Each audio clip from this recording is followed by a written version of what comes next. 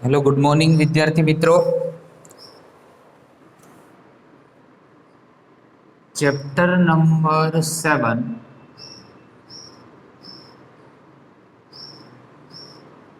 एना उदाहरणना दाखला। उदाहरण 7.1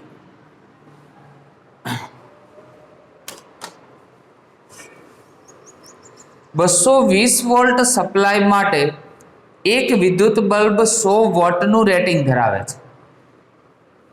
એટલે તમને પાવર આપેલો છે 100 વોટ। 100 વોટ અને V તમને આપેલો છે 220 વોલ્ટ। બરાબર। સ્ત્રોતના બલ્બનો અવરોધ શોધો।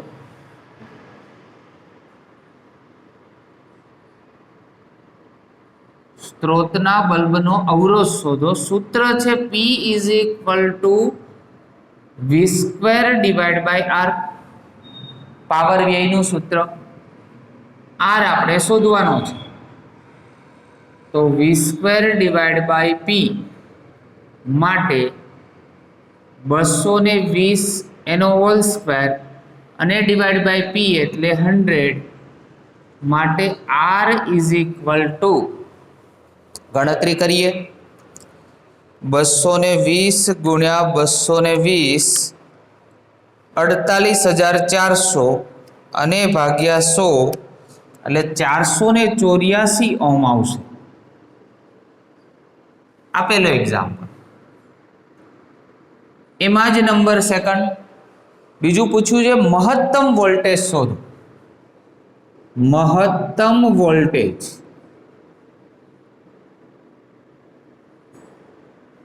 तो सूत्र हतु VRMS = VM डिवाइड बाय √2 माटे VM = √2 इंटू VRMS।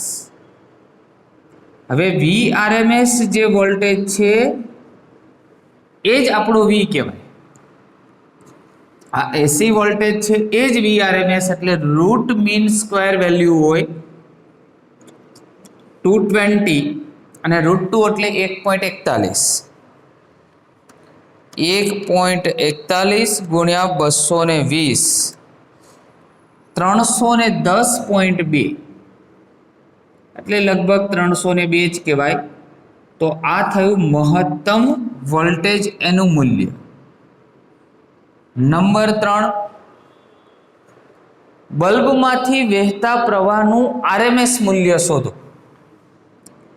पावर तमने आपेलो छे ने वोल्टेज आपेलो छे तो सूत्र छे P = VI माटे I = शुं थशे तो P डिवाइड बाय V। बराबर। हवे पावर छे आपणी जोड़े केटलो तो 100 volt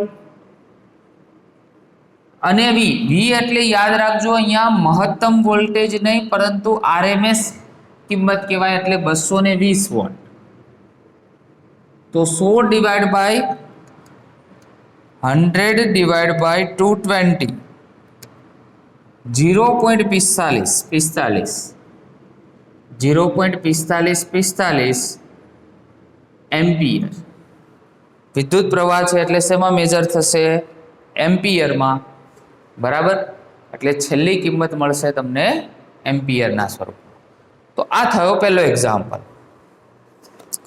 number second 7.2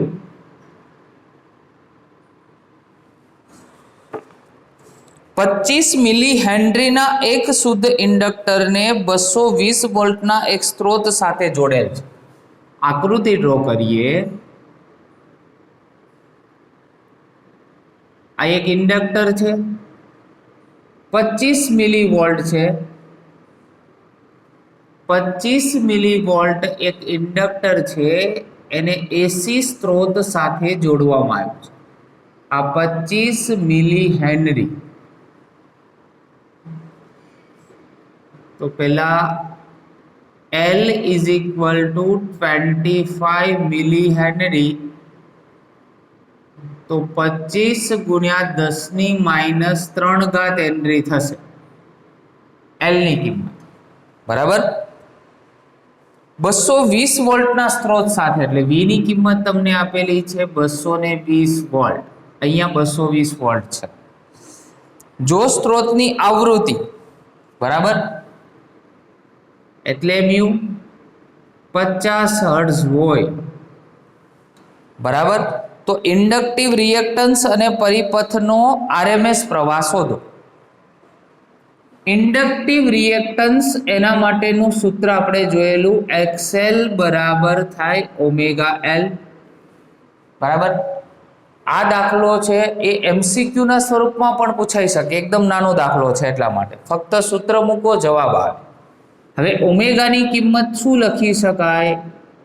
omega is equal two 2 pi mu into L.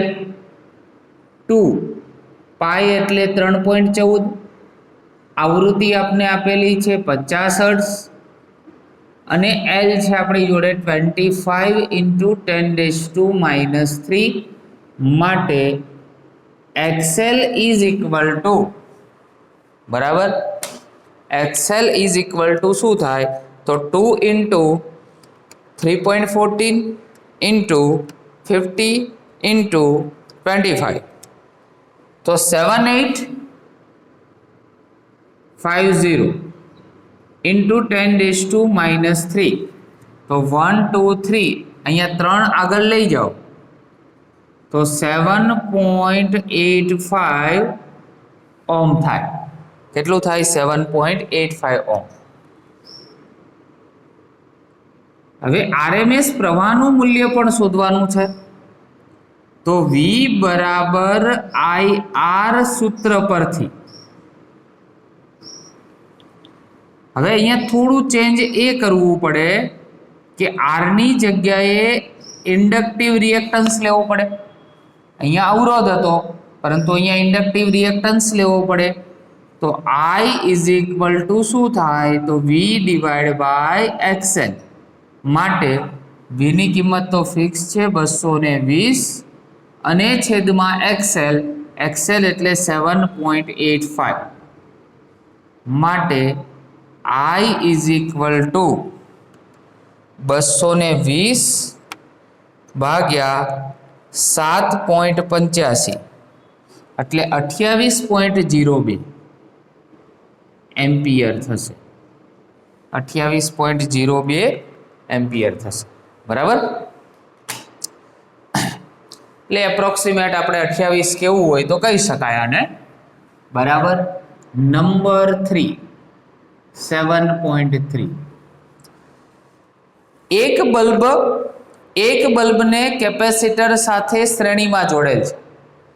જો કેપેસિટરનું કેપેસિટન્સ ઘટાડવામાં આવે તો એસી અને ડીસી જોડાણ માટે તમારા અવલોકનોની ધારણા કરો.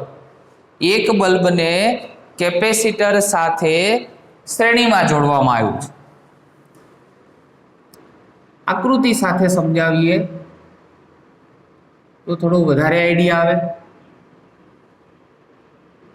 આ કેપેસિટર, એની સાથે બલ્બને શ્રેણીમાં જોડેલું છે, બરાબર.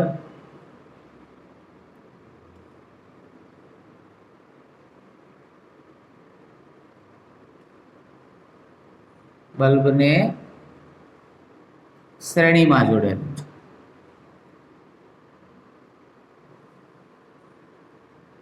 સૌ પ્રથમ આપણે ડીસી સોર્સ રાખીએ છીએ. આને શું કહેવાય? ડીસી સ્ત્રોત. આ પ્લસ, આ માઇનસ, બરાબર. તો જેવો ડીસી સોર્સ આપણે જોઈન કરીશું એટલે કેપેસિટર ફૂલ્લી ચાર્જ થઈ જશે. કેપેસિટર શું થશે? આ બધો જ વોલ્ટેજ છે એના પરનો અહીંયાથી જે બધો જ વોલ્ટેજ છે કોને મળી જશે? આ કેપેસિટરને મળી જશે. એટલે આ ફૂલ ચાર્જ થાય. હવે આ ફૂલ ચાર્જ થઈ જાય એટલે આને કોઈ પ્રકારનો વિદ્યુત પ્રવાહ મળે નહીં, એટલે બલ્બ પ્રકાશિત ના થાય. એવી જ રીતે બીજી આકૃતિ, બરાબર. અહીં કેપેસિટર તો ડ્રો કરવાનું જ છે, સાથે સાથે બલ્બ પણ છે, બલ્બ છે,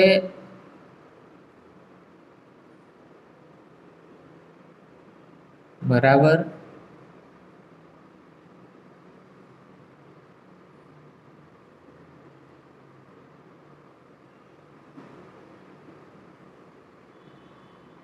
એની સાથે એસી સ્ત્રોત છે. હવે શું લીધું છે આપણે? એસી સ્ત્રોત લીધેલું છે અને આ કેપેસિટર તો છે જ, બરાબર.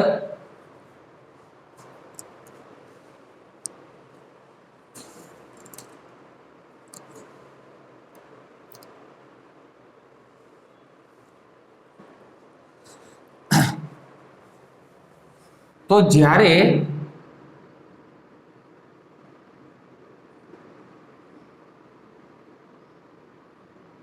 બલ્બને કેપેસિટર સાથે શ્રેણીમાં જોડી અને ડીસી સ્ત્રોત સાથે જોડવામાં આવે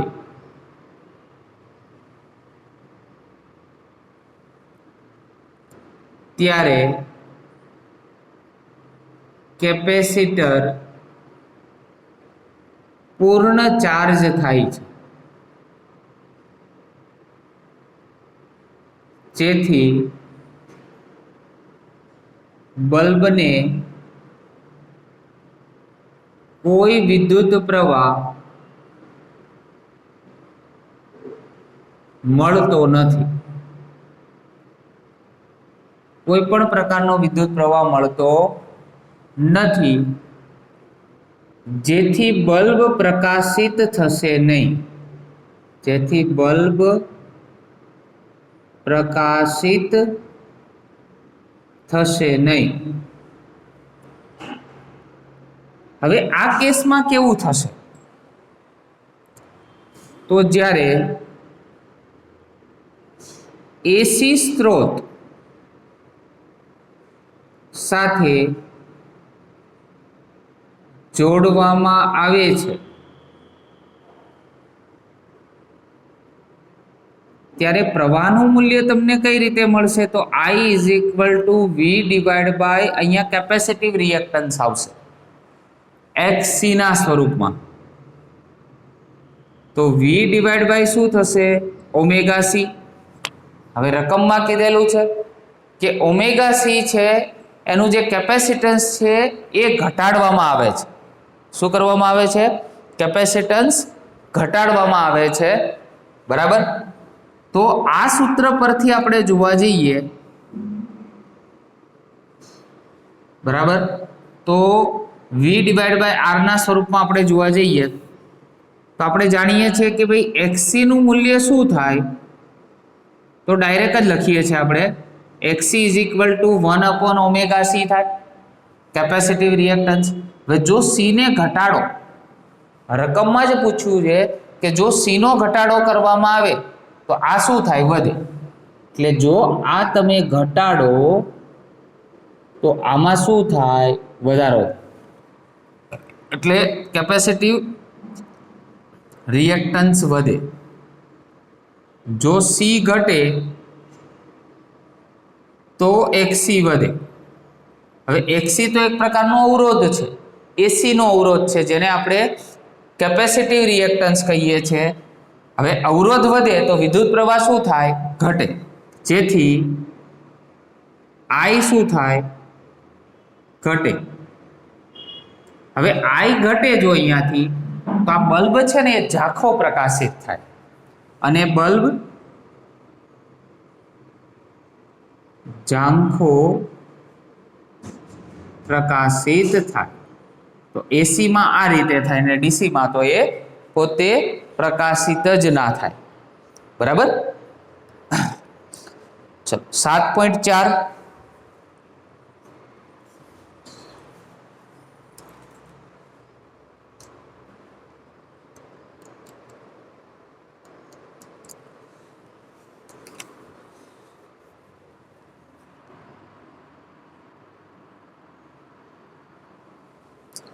250 વોલ્ટ અને 50 હર્ટ્ઝ સ્ત્રોત સાથે 15 માઇક્રોફેરાડે કેપેસિટર જોડવામાં આવે છે, બરાબર. પરિપથના કેપેસિટિવ રિએક્ટન્સ અને પ્રવાહનું આરએમએસ અને મહત્તમ મૂલ્ય શોધો, બરાબર. જો આવૃત્તિને બમણી કરવામાં આવે તો કેપેસિટિવ રિએક્ટન્સ અને પ્રવાહના મૂલ્યો પર શું અસર થશે? આકૃતિ દ્વારા જ સમજાવીએ, થોડો વધારે આઈડિયા આવે. એક કેપેસિટર છે જેનું મૂલ્ય તમને આપેલું છે 15 માઇક્રોફેરાડ. 15 માઇક્રોફેરાડેનું એક કેપેસિટર, એની સાથે આ એસી સ્ત્રોત, બરાબર, 220 વોલ્ટ જે આપણી ઘરે આવતો હોય છે એ જ, અને 50 હર્ટ્ઝની એની આવૃત્તિ, બરાબર. તો બહુ સિમ્પલ છે. પહેલું તો તમને કે કેપેસિટિવ રિએક્ટન્સ અને પ્રવાહનું મૂલ્ય કીધું છે, તો કેપેસિટિવ રિએક્ટન્સ હમણાં જ જોયું આપણે. કેપેસિટિવ રિએક્ટન્સ MCQ માં પૂછાય. XC શું થાય? 1/ωc થાય, અને ઓમેગા છે આપણી જોડે 2π અને c 2π 3.14, આવૃત્તિ ફિક્સ હોય એસી ની 50, અને કેપેસિટર આપેલું છે 15 માઇક્રોફેરાડ. માઇક્રો એટલે 10⁻6 ઘાત. તો XC કેટલા થશે? XC તો 1/2/3.14/50/15, તો 0.000 2123 into 10⁻6. 1 2 3 અને 4 પોઈન્ટ જો આ સાઈડ લાવીએ તો 2.123 10⁻2, અને રિએક્ટન્સ છે એનો એકમ શું થાય? ઓમેગા.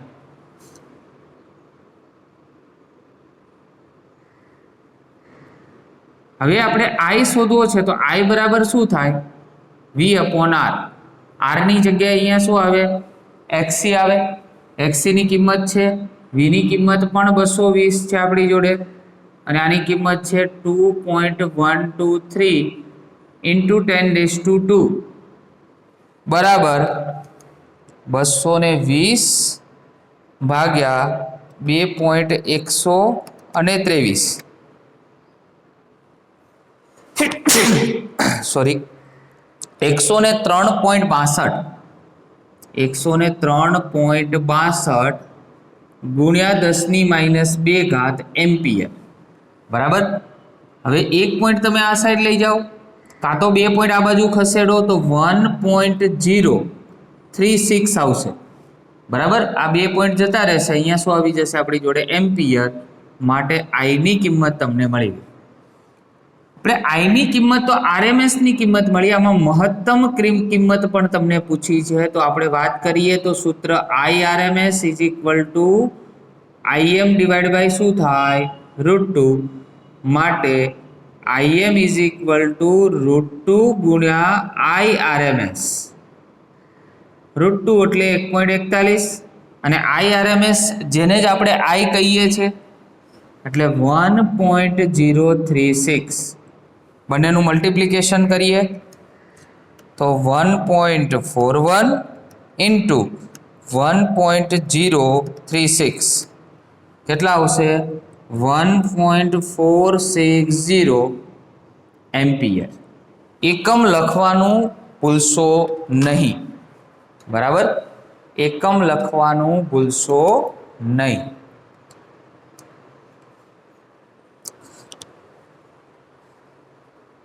એક છેલ્લો પ્રશ્ન એમાં પણ તમને આપેલો છે કે જો આવૃત્તિને બમણી કરવામાં આવે તો કેપેસિટિવ રિએક્ટન્સ અને પ્રવાહના મૂલ્યો પર શું અસર થશે?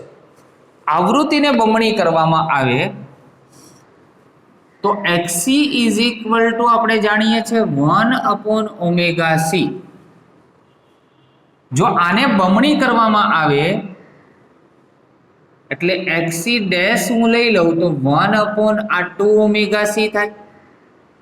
હવે 2ω 1/2 એટલે આ શું થાય 0.5 થાય ઇન્ટુ 1/ωc.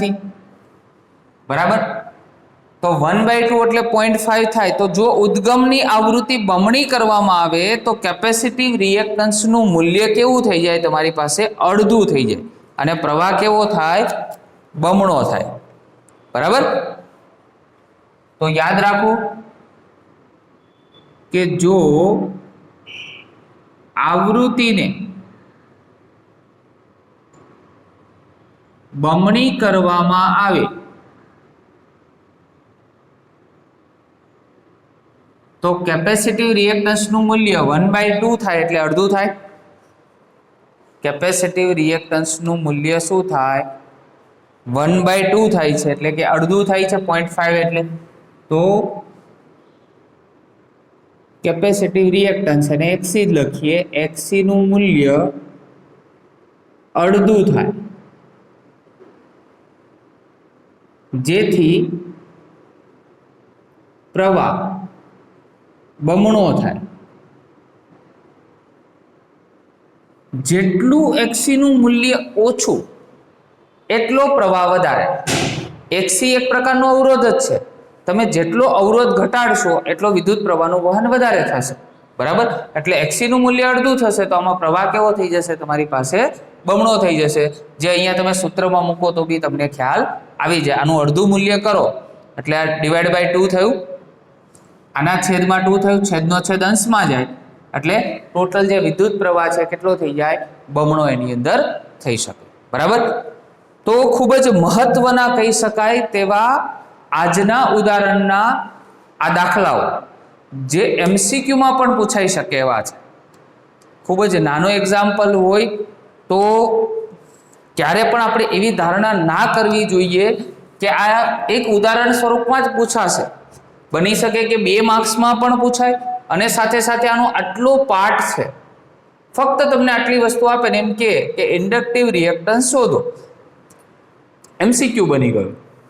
સેમ એવી રીતે આમાં તમને કેપેસિટરનું મૂલ્ય આપે અને જોડે જોડે વોલ્ટેજનું મૂલ્ય અને આવૃત્તિનું મૂલ્ય આપે ને શોધે જોડે કે તમને ભાઈ કેપેસિટિવ રિએક્ટન્સ શોધો. અને આવા MCQ ભૂતકાળના બધા ઘણા બોર્ડ એક્ઝામની અંદર પૂછાઈ ગયા છે.